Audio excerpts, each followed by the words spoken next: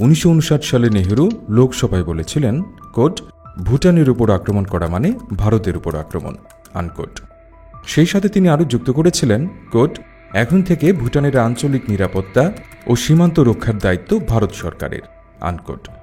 প্রতিবেশী দেশ হিসেবে ভারত সবসময়ই ভুটানের সাথে এক ধরনের বিশেষ সম্পর্ক বজায় রেখে এসেছে। কিন্তু যখন একটি দেশের প্রধান অন্য একটি দেশের নিরাপত্তা নিয়ে ঠিক এ ধরনের শক্তিশালী একটি বক্তব্য দেন, তখন দুই দেশের মধ্যকার কূটনৈতিক ও ভূরাজনৈতিক সম্পর্ক নিয়ে অবশ্যই আপনাকে বেশ কিছু প্রশ্নের উত্তর জানতে হবে। প্রথমত, আপনি কি জানেন ভারত এবং ভুটানের মধ্যে বিদ্যমান সম্পর্কটি আসলে ঠিক কেমন? এটি কি শুধুই পারস্পরিক সহযোগিতার, নাকি এই সহযোগিতার পেছনে রয়েছে এর থেকেও বেশি কিছু? আপনার মনে কি প্রশ্ন জাগছে না যে কেনই বা ভারত মনে করে ভুটানের সার্বভৌমত্বে হাত দেয়া মানে ভারতের সার্বভৌমত্বে আঘাত করা? তাহলে ভারত ও ভুটান কি একই শক্তি দ্বারা পরিচালিত দুটি আলাদা রাষ্ট্র? দ্বিতীয়ত, যদি আপনাকে প্রশ্ন করি ভুটান ভারতের উপর ঠিক কতটুকু নির্ভরশীল, আর কেনই বা ভুটানকে ভারতের উপর নির্ভরশীল হয়ে থাকতে হচ্ছে? কি হবে যদি ভারত ভুটানের উপর থেকে সহযোগিতার হাত সরিয়ে নেয়, অথবা যদি ভুটান ভারতের সাথে সম্পর্ক ছিন্ন করে? তবে কেমন প্রভাব পড়বে বৈশ্বিক রাজনীতিতে? সর্বোপরি 1959 সালে নেহেরুর দেওয়া বক্তব্যটি 2024-এ এসেও কি একই রয়েছে, নাকি দুদেশের সম্পর্কে এসেছে বেশ কিছু পরিবর্তন? ভুটান নিয়ে ভারতের ভবিষ্যৎ পরিকল্পনা কি? আবার ভারত ভুটানের যে বিশেষ সম্পর্কের কথা বলা হচ্ছে, এই বিষয়ে বর্তমানে ভুটান কি ভাবছে? এসব কিছুরই উত্তর খুঁজে বের করার চেষ্টা করব আদ্যপান্তর আজকের পর্বে। উইকিপিডিয়াতে একটু ঘাটলেই আপনি দেখতে পাবেন 2015-16 অর্থ বছরে ভারত ভুটানকে প্রায় 61.6 বিলিয়ন রুপির অর্থ সহায়তা দিয়েছিল, যা ছিল ভারতের বৈদেশিক সহায়তা বাজেটের সর্বোচ্চ অনুদান।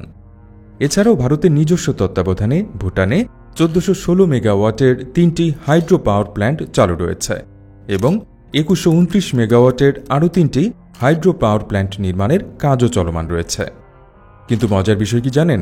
ভুটানের প্রতি ভারতের এই উদার নীতি চলে আসছে আরও অনেক আগে থেকেই। ভুটানের প্রথম পঞ্চবার্ষিক বাজেটের সম্পূর্ণ অর্থায়নই ছিল ভারতের অনুদান, যার পরিমাণ ছিল $13 মিলিয়ন। এমনকি দ্বিতীয় ও তৃতীয় বাজেটের সম্পূর্ণ অর্থ দিয়েছিল ভারত। শুধু তাই নয়, গ্লোবাল টাইমসের তথ্যমতে 2000 থেকে 2017 সাল পর্যন্ত ভুটান ভারত থেকে সর্বমোট $4.7 বিলিয়ন অর্থ সহায়তা পেয়েছে, যা দক্ষিণ এশিয়ায় সবচেয়ে বেশি। এখন প্রশ্ন হচ্ছে, খোদ ভারতই যেখানে এখনও একটি উন্নয়নশীল রাষ্ট্র, তখন ভুটানের অর্থনীতিতে কেন এতটা অবদান রাখছে? এর উত্তর জানার জন্য আমাদের প্রথমেই নজর দিতে হবে ভুটানের ভৌগোলিক অবস্থানের দিকে। আপনি যদি ভালো করে খেয়াল করেন তবে দেখবেন ভৌগোলিকভাবে ভুটান মাত্র দুটি দেশের সাথে সীমানা শেয়ার করে। দেশটির উত্তরে চীনের তিব্বত অঞ্চল, অন্যদিকে পশ্চিমে ভারতের সিকিম ও তিব্বতের চুম্বি উপত্যকা, পূর্বে অরুণাচল প্রদেশ এবং দক্ষিণে আসাম ও পশ্চিমবঙ্গ। অর্থাৎ দেখা যাচ্ছে ভারত আর চীনের মধ্যে অনেকটা বাফার জোনের মতোই অবস্থান করছে ভুটান। আর এই ভৌগোলিক অবস্থানই ভুটানকে ভারতের কাছে এতটা গুরুত্বপূর্ণ করে তোলে, যার প্রেক্ষিতে শুরু হয় ভারত এবং ভুটানের মধ্যকার বিশেষ সম্পর্কের। কিন্তু ঠিক কেমন এই বিশেষ সম্পর্ক? এতে দুদেশের লাভই বা কি? খেয়াল করুন, স্থলবেষ্টিত ভুটানের কোনো সমুদ্র সীমা না থাকায় বহির্বিশ্বের সাথে যোগাযোগের জন্য ভুটানের হয় ভারতের উপর নির্ভরশীল হতে হয়, না হয় চীনের উপর। কিন্তু 1939 সালের পর থেকে চীনের সাথে ভুটানের সম্পর্ক ধীরে ধীরে খারাপ হতে শুরু করে। চীনের পরিকল্পনা ছিল নেপাল, তিব্বত ও ভুটানকে নিজেদের ভূখণ্ডের মধ্যে রাখার। তবে পরবর্তীতে বিভিন্ন সময়ে হওয়া দ্বন্দ্বের কারণে ভুটান এবং চীনের মধ্যকার কূটনৈতিক সম্পর্কের আরও অবনতি হয়, যার জের ধরে বর্তমানে ভুটান এবং চীনের মধ্যে কোনো ধরনের কূটনৈতিক বা অর্থনৈতিক সম্পর্ক নেই বললেই চলে। এমনকি 1970 সালে ভুটান তিব্বতীয় অঞ্চলের সীমান্ত বন্ধ করে দেয়। অর্থাৎ শক্তিশালী প্রতিবেশী হওয়া সত্ত্বেও চীন যেন একটা মস্ত দেয়ালের মতো ভুটানের একটা দিক বন্ধ করে রেখেছে। আর এই সুযোগটা গ্রহণ করে ভারত। 1949 সালের 9 আগস্ট দুই দেশের মধ্যে সর্বপ্রথম একটি চুক্তি স্বাক্ষর করা হয়, যেখানে স্পষ্টভাবে উল্লেখ ছিল দুই দেশের মধ্যে শান্তি প্রতিষ্ঠা এবং একে অপরের অভ্যন্তরীণ বিষয়ে হস্তক্ষেপ না করার আহ্বান জানিয়ে এই চুক্তি স্বাক্ষরিত হচ্ছে। কিন্তু যেহেতু ভারত ভুটানের একমাত্র সীমানা বেষ্টিত প্রতিবেশী, যার সাথে ভুটানের কূটনৈতিক সম্পর্ক রয়েছে, তাই শুরু থেকেই ভুটানের অভ্যন্তরীণ এবং বৈদেশিক সম্পর্কে সহযোগিতার নামে প্রভাব রাখতে শুরু করে ভারত। বলা যায় অনেকটা অভিভাবকের মতোই। ভারত ভুটানের এই বিশেষ সম্পর্কটিকে ভারতের হেজেমনি চর্চার উদাহরণও বলা যায়। হেজেমনি শব্দটি দ্বারা একটি রাষ্ট্রের অপর একটি রাষ্ট্রের উপর রাজনৈতিক, অর্থনৈতিক এবং সামরিক আধিপত্যকে বোঝায়। হতে পারে অভ্যন্তরীণ বিষয়ে অথবা বৈদেশিক সম্পর্কে।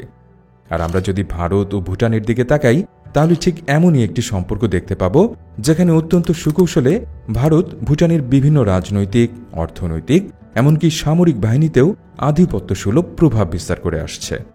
অর্থাৎ শুরুতে আমরা ভুটানের প্রতি ভারতের যে সুবিশাল অনুদানের কথাগুলো বলেছিলাম, সেগুলো কেবলই অনুদানই ছিল না, ছিল ভুটানকে নিজেদের হাতে রাখার একটা মোক্ষম অস্ত্র। এখন আপনার মনে প্রশ্ন আসতেই পারে যে, ভারতের মতো এত বৃহৎ একটি রাষ্ট্রের কি দরকার ভুটানের মতো বিশ্ব রাজনীতিতে অগুরুত্বপূর্ণ একটি দেশকে এত টাকা খরচ করে নিজেদের অনুগত করে রাখার? এখানে আবারও চলে আসে ভুটানের ভৌগোলিক অবস্থানের গুরুত্বটি। যেহেতু ভুটান সরাসরি চীনের সাথে বেশ গুরুত্বপূর্ণ একটি বর্ডার শেয়ার করে, তাই ভারত কখনোই চায়নি ভুটান এবং চীনের মধ্যে কোনো ধরনের সম্পর্ক তৈরি হোক। চীনের সাথে ভুটানের যে কোনো রকম অর্থনৈতিক বা কূটনৈতিক সম্পর্ক নেই, তার একটি বড় কারণ ভারত। অন্যদিকে ভারত এবং ভুটানের মধ্যকার সীমানা আরেকটি গুরুত্বপূর্ণ ফ্যাক্টর হিসেবে কাজ করছে, কারণ এই দুই দেশের মধ্যবর্তী সীমানাতে রয়েছে সিকিম, অরুণাচল এবং আসাম। আর এই রাজ্যগুলো ভারতের অভ্যন্তরীণ রাজনীতিতে বিশেষ গুরুত্ব বহন করে।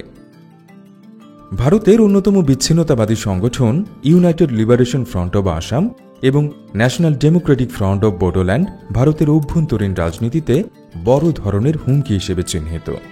এই দুটি সংগঠনের বেশ কিছু ক্যাম্প অবস্থিত ভুটানে।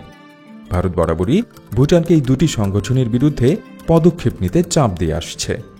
শুরুতে ভুটান বিষয়টি খুব একটা গায়ে না মাখলেও ভারতের চাপের মুখে 2003 সালের 15 ডিসেম্বর 6000 সেনা সদস্যের একটি বিশাল দল নিয়ে সংগঠনগুলোর বিরুদ্ধে একটি অভিযান চালানো হয়, যার নাম ছিল অপারেশন অল ক্লিয়ার। অর্থাৎ এতক্ষণে খানিকটা ধারণা পেয়েছেন যে ভুটানের ভৌগোলিক অবস্থান ভারতের জন্য কতটা গুরুত্বপূর্ণ।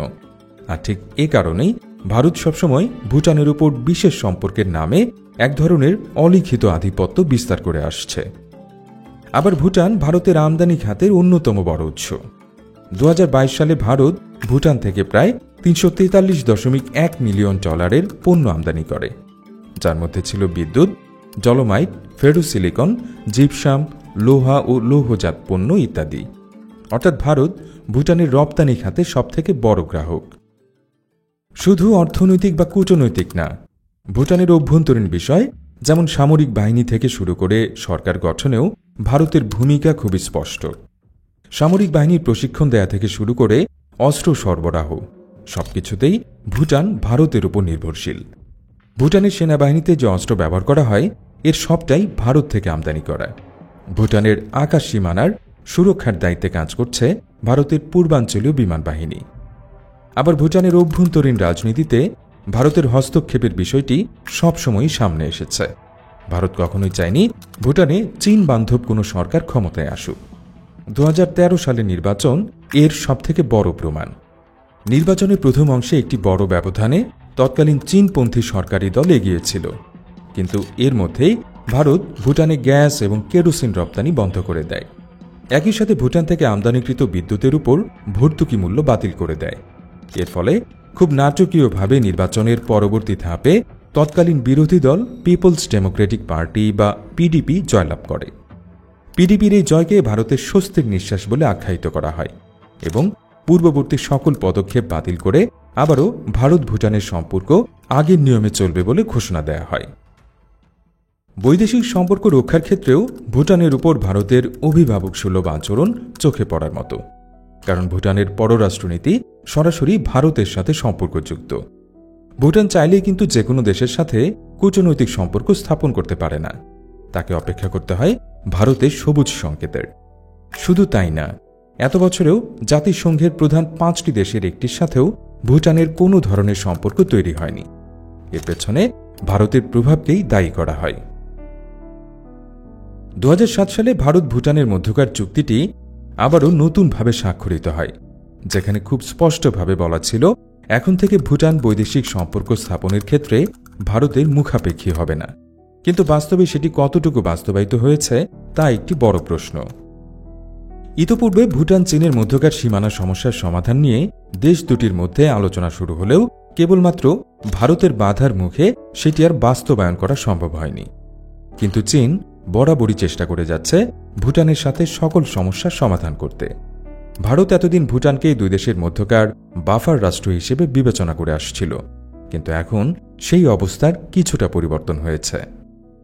চীনের কাছেও এখন ভুটান খুবই গুরুত্বপূর্ণ একটি ভূখণ্ড হিসেবে বিবেচিত।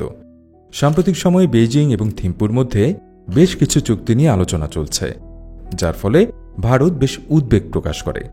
স্বভাবতই যদি চীন ও ভুটানের মধ্যে সম্পর্কের উন্নতি হয়, তাহলে ভুটানের উপর ভারত তার একচ্ছত্র আধিপত্য হারাবে, যা ভারতের জন্য হবে একটি বড় ধাক্কা। শুধু অর্থনৈতিকভাবেই না, ভৌগোলিক এবং কূটনৈতিকভাবে ভারত বেশ কিছু সমস্যার সম্মুখীন হবে। লন্ডনের কিংস কলেজের ইন্টারন্যাশনাল রিলেশনের অধ্যাপক হর্ষ ভি পান্থ মনে করেন, দক্ষিণ এশিয়ায় চীনের প্রভাব সম্প্রসারণের ক্ষেত্রে ভুটান হচ্ছে শেষ ধাপের কয়েকটি বাধার একটি। আর চীন যদি এই বাধা অতিক্রম করে ফেলে, তা ভারতের জন্য কখনোই সুখবর হবে না। ভুটানের নিরাপত্তা তাই এক অর্থে ভারতের নিরাপত্তাও বলা যায়। যদি ভুটান আসলেই চীনের বলয়ে চলে যায়, তবে ভারতের জন্য তা হবে খুবই বড় একটি হুমকি। শুরু থেকে ভুটানের প্রতি ভারতের এমন বিশেষ সম্পর্কের পেছনে এই ভৌগোলিক, কূটনৈতিক ও রাজনৈতিক কারণগুলো ভূমিকা রেখেছে। ফলে এতদিন ভারতও কৌশলগতভাবে ভুটানের বিভিন্ন সামরিক, প্রতিরক্ষা ও অভ্যন্তরীণ বিষয়ে অবদান রেখেছে। এক কথায় ভারত অনেকটা সোনার ডিম দেয়া হাঁসের মতোই ভুটানের দেখভাল করেছে। এখন দেখার বিষয় আর কতদিন এই বিশেষ সম্পর্ক বজায় থাকে দুই দেশের মধ্যে। ভুটান যে ভারতের বলয় থেকে বের হয়ে আসতে চাইছে তা ক্রমশই স্পষ্ট হয়ে উঠছে। এমন পরিস্থিতিতে ভারতের পরবর্তী পদক্ষেপ কী হবে, সেটাই এখন দেখার বিষয়।